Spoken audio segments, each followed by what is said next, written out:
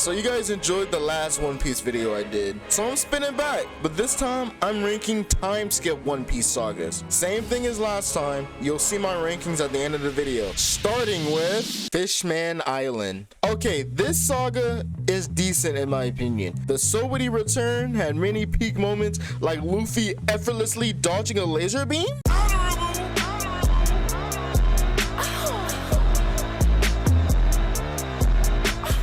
Bro, the aura's just oozing from my screen, man. Or Luffy just putting people to sleep. The dude really came back. Just straight aura farming. Like, stop playing with this dude, bro. Okay, so we get to Fishman Island, which in my opinion is not my favorite arc in the time skip. Although, the Straw Hats were just straight aura farming as per usual. But the main antagonist feels like an Arlong clone. Hody Jones. This dude really juiced himself up on drugs to beat Luffy, only to lose. Like, bro, he sucks. Anyways, after the Fishman Island arc, we head over to Punk Hazard, Dressrosa. Okay, before I get to Dressrosa, I gotta tackle Punk Hazard, which is another one of my least favorite arcs. But the main antagonist, Caesar, is crazy, because this guy sucks. He ran experiments on kids, turned them into giant kids, which was kind of sad. But actually, during this arc, we see two characters that will be part of possibly the best arc in all of One Piece. You'll see it when I get there, trust. But holy smokes, Dressrosa is so peak, although it has some sad stories. But this dude Doflamingo was doing insanely crazy stuff. Anyways, this arc is one of my favorites, not gonna lie. Doflamingo was a good villain, and the team up with Luffy and Law was tough. But Luffy defeated Doflamingo with his Gear 4, which was also pretty peak. But after leaving Dressrosa, we head over to Zo, Whole Cake Island.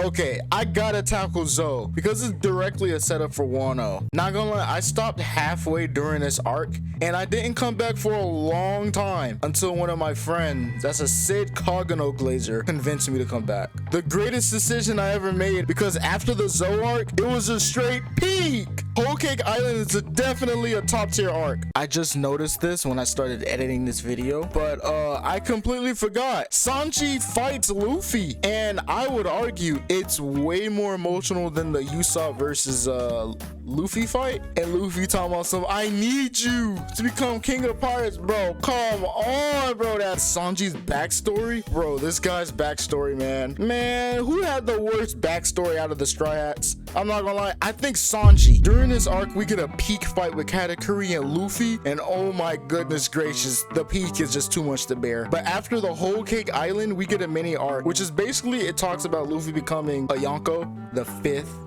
Yonko. And we see Sabo meeting Imu, and boy oh boy, Imu is tough. This dude Sabo nearly died. But after all that, we cut to the Straw Hats reaching Wano. Okay, for this one, I gotta split it up, because this arc is straight peak. Art style, peak. Animations, peak. Remember those two characters I was talking about earlier? Kinemon and Momonosuke? They're in Wano, and this is basically their home area. And the tragedy that has happened in Wano, which is sad, because they were forced to eat artificial devil fruit so Kaido could make the strongest army. Made by Caesar, sold by Doflamingo. Then we get to Kaido.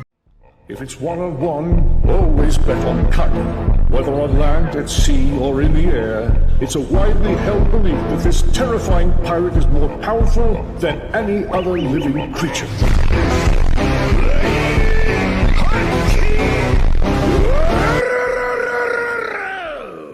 This dude Kaido ruined Wano. There's a scene where an important character is eliminated, and then instead of them crying, they just laugh, which is actually kind of crazy and very sad, I'm not gonna lie. Anyways, we cut to where Kaido is shown in his dragon form, and this dude Luffy come into play. Meanwhile, Kaido is drunk over here, and I'm over here just watching this fight. Nah, I'm not gonna lie, I wouldn't even call this a fight for real. It was more like a human stepping on a roach. Complete mismatch. Holy shit. This dude Luffy went to hit this nigga, and he got one-shotted. And when I saw that, I was like, oh my gosh, Kaido, oh my gosh. Okay, Jay, zip up when you're done. Holy shit.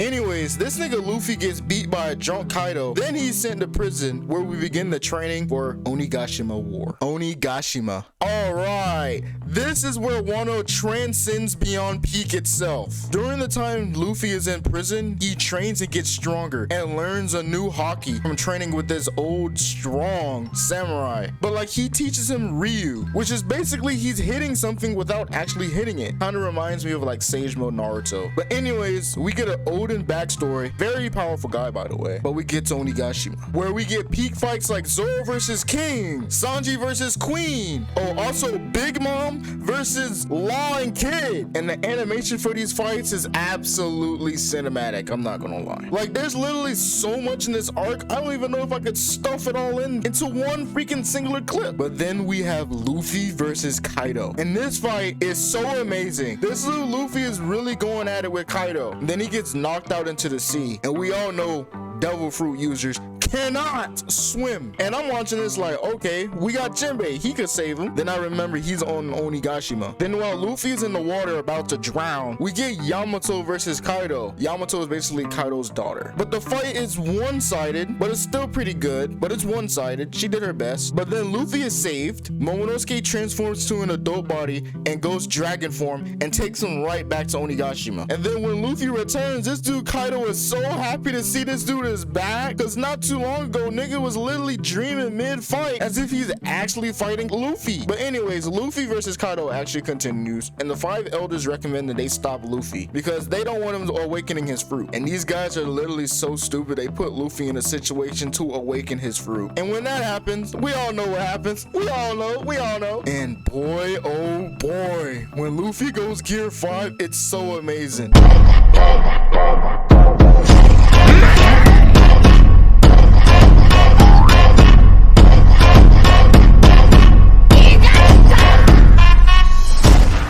Was laughing up a storm. I dang near started laughing with him, bro. Give me gear 5. Shit. Bro is causing the grounds and stuff to act like trampolines. He's jumping and stuff all over it. Then we literally see Luffy put the fear of God in Kaido. I mean, just look at his face, man. Holy shit, he knows he's cooked. Bro turns him into a jump rope, just straight up embarrassing him in the worst way possible. He eventually is destroyed by Luffy, so Big Mom is defeated by Law and Kid, and Kaido is defeated by Luffy. After that, the war essentially finishes, and we head over to Egghead. Okay, before I get into Egghead, let's talk about what happened before Egghead. So the Straw Hats, Heart Pirates, and Kid Pirates leave their separate ways after Wano. And the Heart Pirates find their way to meet the Blackbeard Pirates. And at first I'm like, okay, Law can hold his own against Blackbeard. And this dude Law is about to drop him into the ocean to drown. Then one of his crewmates saves him, and then Blackbeard tightens up and basically just one-shots Law and destroying the Heart Pirates. But then we get to Kid. Lord have mercy. Bro beat Big Mom and don't know how to act. This nigga Kid really said, I beat Big Mom, now I'm gonna take on Shanks. Mind you, bro had help to take down Big Mom, and now bro wants Shanks by himself? Nah, Shanks pulled up on him by himself and gave his ass a divine departure to the afterlife. This nigga's so cooked, bro. Just look at this nigga, bro. This nigga sucks! Then we get to the Straw Hats at Egghead. I find this arc pretty good, honestly. We see Rob Lucci versus Luffy rematch. Honestly, bro should even have the axe for Gear 5 because the beatdown he gets is absolutely hilarious.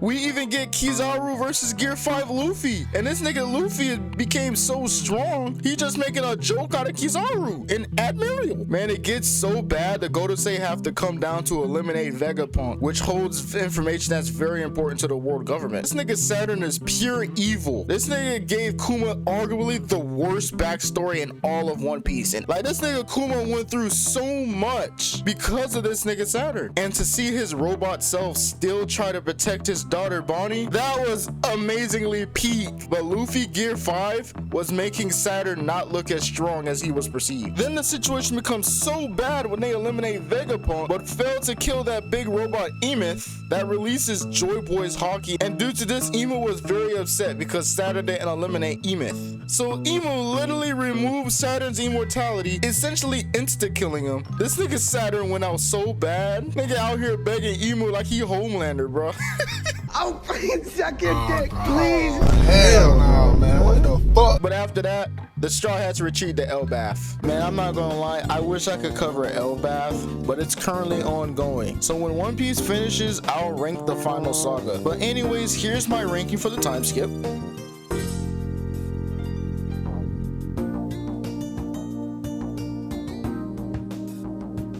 I had tons of fun making this video, and if this video gets another 3 likes, I'll make another ranking video, but from a different series. Here's the Bible verse of the day.